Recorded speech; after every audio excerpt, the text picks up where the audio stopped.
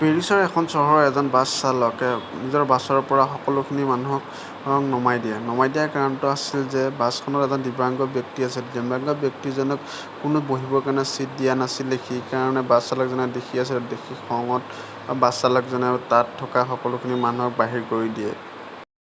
ভিডিঅ'টো যদি চাই ভাল পায় লাইক, কমেণ্ট, শ্বেয়াৰ, ছাবস্ক্ৰাইব কৰি দিব আৰু লগতে ঘণ্টা বটনটো টিপি থ'ব।